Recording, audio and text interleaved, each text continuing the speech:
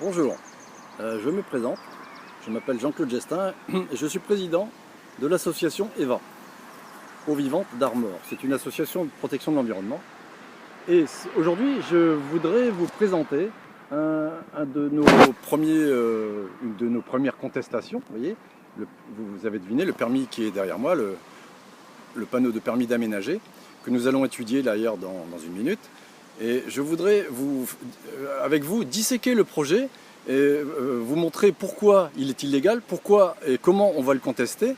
Et surtout, ce que je voudrais, c'est que à travers cette affaire que je vais tenter de bien décrire, vous allez pouvoir comprendre beaucoup d'affaires. Parce qu'en fait, les irrégularités, les infractions, les fraudes, toutes les magouilles que nous allons, disons, extraire ensemble en étudiant l'environnement, eh ben, c'est partout comme ça. C'est-à-dire qu'en fait, on retrouve toujours les mêmes magouilles, toujours les mêmes fraudes, toujours les mêmes irrégularités. Et on s'aperçoit que le pays, le monde entier d'ailleurs, il est atteint dans son environnement, on bousille l'environnement de manière, on va dire, tout à fait illégalement légale. Voilà, donc vous avez ici une apparence de légalité que nous allons décortiquer ensemble, et vous allez voir que quand on sait ça, je pense que c'est important d'être sensibilisé et de ne pas laisser faire quand on peut ne pas laisser faire. Voilà, donc hop, je retourne la vidéo et on continue. Alors, donc, voilà le panneau. Bon, c'est pas très clair, hein, parce que bon, il faut savoir une chose, c'est que ce chantier là, que vous voyez au fond, a démarré le 16 février, hein, ils ont mis les bulles là-dedans, et le panneau est daté du 14 mars. Alors vous voyez, déjà la légalité est un peu douteuse.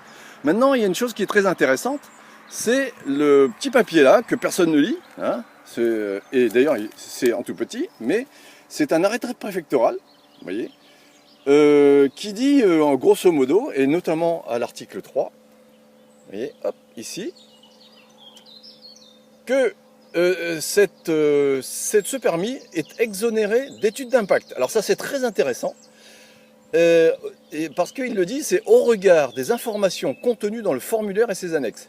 Ça veut dire qu'on a exonéré ce chantier d'études d'impact alors qu'on est dans une zone très sensible. Et d'ailleurs le préfet il le dit, hein, cette exonération peut être remise en cause si les résultats d'études ultérieures mettent en évidence des impacts ou une sensibilité particulière du milieu. Alors c'est ce que je vais vous montrer, c'est que ce milieu il a une sensibilité particulière, mais que le dossier qui a été monté par le pétitionnaire, c'est-à-dire le maire de Plouzec, masque un peu la vérité. Donc nous allons vous faire visiter donc le chantier et puis la zone, et vous allez comprendre pourquoi ce milieu a une sensibilité particulière et pourquoi le pétitionnaire, c'est-à-dire le maire, et le chantier qui est le carrier qui vend la terre à la mairie, pourquoi ces gens-là ont fraudé, hein. Allez, je vous retrouve donc au milieu du chantier. Bon, alors comme vous voyez aujourd'hui, on est dimanche, hein, il y a du tir. Donc je ne vais pas pouvoir me déambuler n'importe où, hein, parce que j'ai pas envie de recevoir une balle. Donc c'était, vous voyez, c'est une ancienne carrière. Et puis c'est un endroit idéal pour aller faire donc du tir. Donc cette carrière-là, c'est une couche qui s'appelle le grès de Toul-Lan, donc c'est de l'Ondovicien, ça a 470 millions d'années. Alors on devine si vous voulez les failles, vous voyez, donc ce sont des couches qui se sont presque verticalisées. Et donc vous avez un espèce de feuilleté de grès là, et qui s'est redressé et qui remonte à fleur de sol. Et l'eau, si vous voulez, l'eau pluviale, s'infiltre à travers le sol et rentre dans la roche et ressort par de multiples sources. Donc ça, ce sont des environnements, si vous voulez, qui sont très sourciers d'ailleurs. D'ailleurs, on devine que lorsque la pluie rentre dans les failles, elle ressort par certains endroits. Et d'ailleurs, la carrière a mis à jour une source, d'ailleurs, qui coule dans le ruisseau que vous voyez juste ici, là, et qui rejoint le ruisseau qui est juste derrière, là. Bon, bref. Voilà. Donc, je vais, puisqu'il y a du tir, je vais contourner un peu le secteur pour pas que ni vous ni moi ne recevions une balle. Voilà, à tout de suite. Alors voilà, donc ça c'est la carrière. Vous voyez, une petite vue de surplomb de la carrière. Il y a en ce moment le club de tir qui s'amuse. On devine au fond là, la source qui a été mise à jour. Voilà. Et il y a une chose que je voulais vous montrer quand même. Parmi tous ces travaux qui sont en train de se faire, c'est tout au fond, vous voyez, un énorme amas d'arbres qui sont brûlés peu à peu.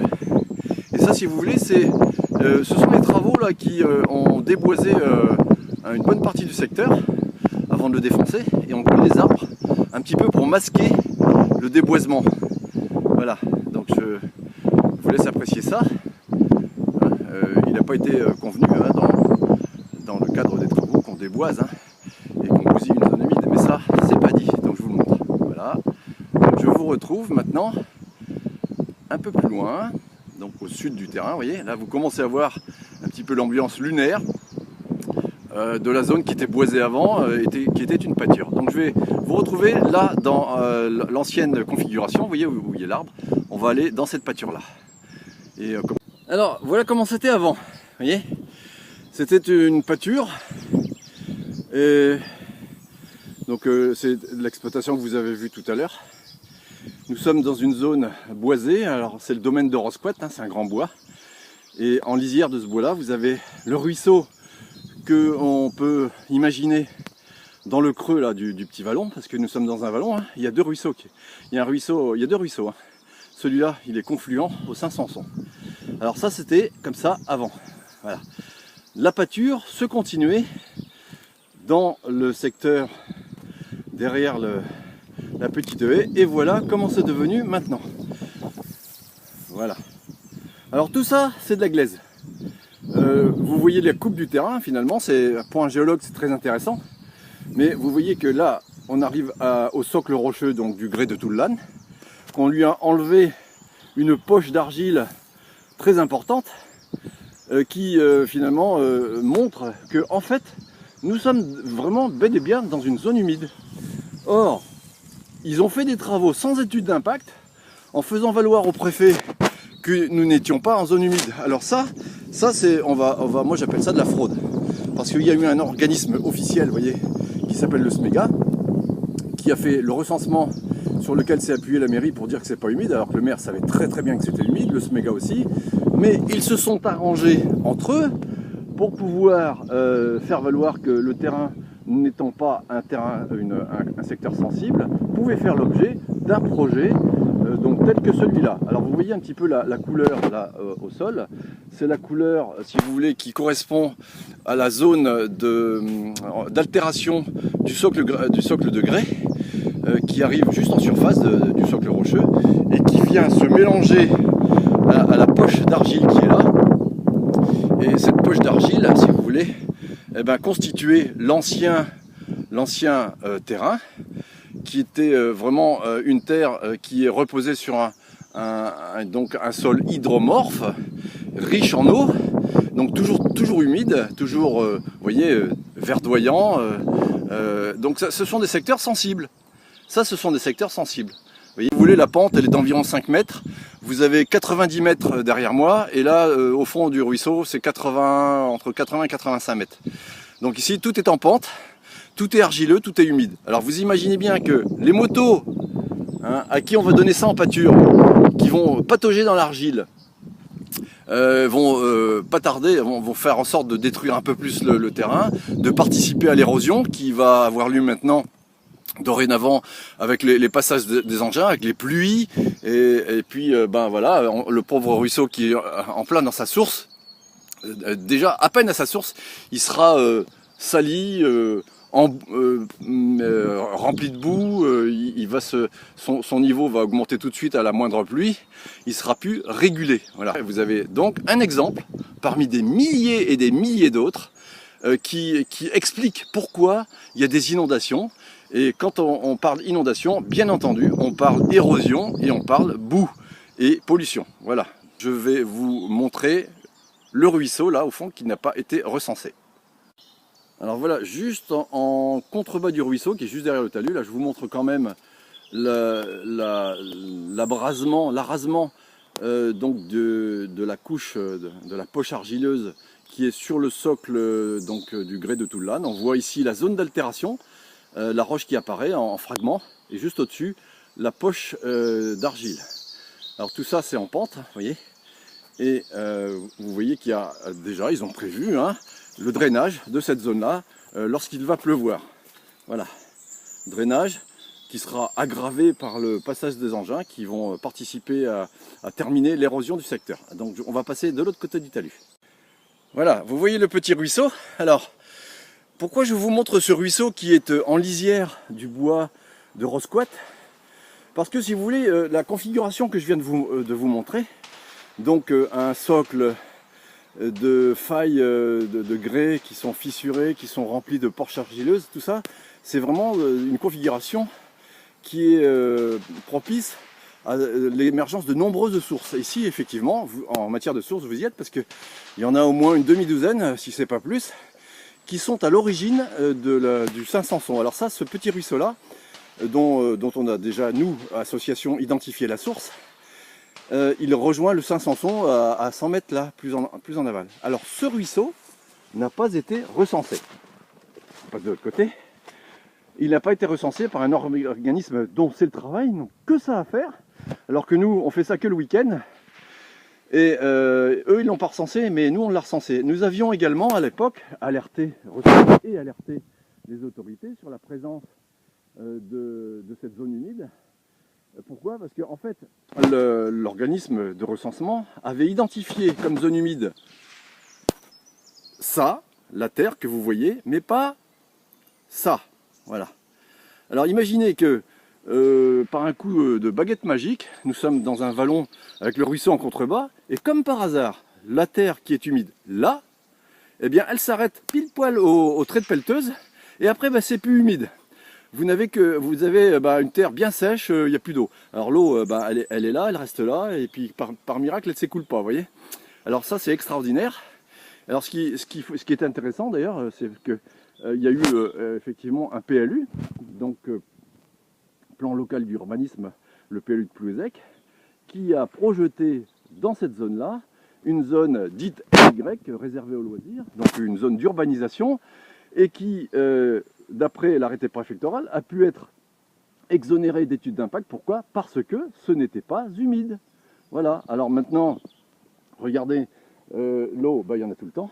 Voyez, parce que quoi qu'il en soit, même si on enlève 30 000 mètres cubes d'argile à cette zone, elle restera quand même humide, puisque vous avez une roche qui affleure, et cette roche qui est fissurée en biais, elle laisse pisser sa flotte, et au lieu que cette eau soit emmagasinée par la couche argileuse, eh bien elle s'en va directement au ruisseau.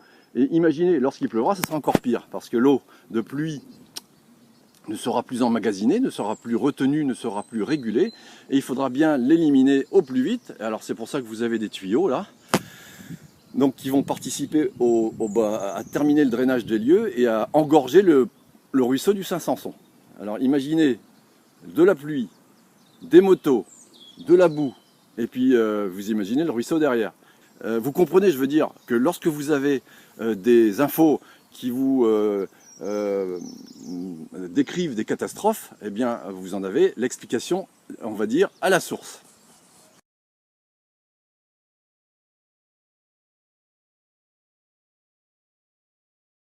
Alors voilà, on arrive au bout de la visite, donc je ne vais pas aller de l'autre côté parce que bon, ça tire encore.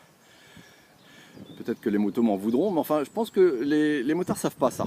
Les seules personnes qui sont au courant de cette affaire-là, des tenants et des aboutissants, c'est la mairie, le maire, le carrier qui était propriétaire donc, de tout ça, qui a vendu ça à la mairie. Alors il faut savoir que alors c'est partout pareil, donc ce projet-là, il faut bien vous dire que c'est partout comme ça. Il y avait donc les terres que vous voyez là étaient en pâture avant, et le prioritaire, le préempteur, c'était l'éleveur. Lorsque ça a été vendu, il n'y a pas eu de DIA. La DIA, c'est la déclaration d'intention d'aliéner. eh ben, le vendeur n'a pas envoyé la DIA à l'exploitant parce qu'il avait envie de faire des affaires avec le maire. Donc le maire, lui, il voulait faire plaisir, il voulait faire un coup de pub, il voulait faire du médiatique. Donc il s'est dit, puisque c'est les élections, je vais annoncer un grand coup médiatique. Je vais dire qu'on va faire une zone unique en Bretagne. Donc c'est un projet qui, sur le papier, fait 4 hectares. Mais alors moi, je suis un peu dubitatif parce que là, si je regarde bien autour de moi, c'est pas 4 hectares, hein, regardez bien. Je dirais, moi, à vue d'œil, là, il y a 6 hectares. Donc déjà, on fraude sur les zones humides, on triche sur les dates, on triche sur les surfaces, tout ça pour faire de la politique. Alors les gens, on bousille l'environnement pour des raisons électorales, on bousille l'environnement pour des raisons économiques, on bousille l'environnement pour faire des petites affaires entre le vendeur, l'acheteur, quelquefois certaines corporations qui font pression parce qu'ils se disent finalement bon, on est d'accord, il y a des catastrophes, bah, chacun sa part, hein. Maintenant c'est un petit peu le principe de privatiser les profits et de socialiser les impacts. Donc tout ce qui va coûter cher, c'est les inondations, les catastrophes, mais ça c'est les impôts, quoi, vous voyez.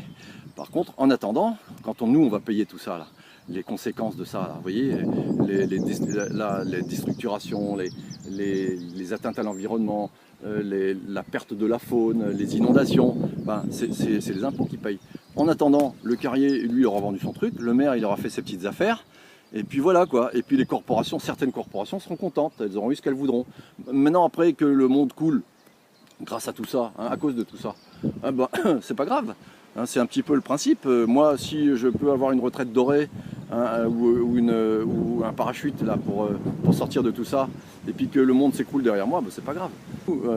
L'intérêt général, c'est ça qui nous occupe, c'est l'intérêt, c'est même pas l'amour de la nature, c'est le bon sens, quoi. On va pas faire valoir que on est des amoureux, les petits papillons, tout ça. Non, c'est le bon sens.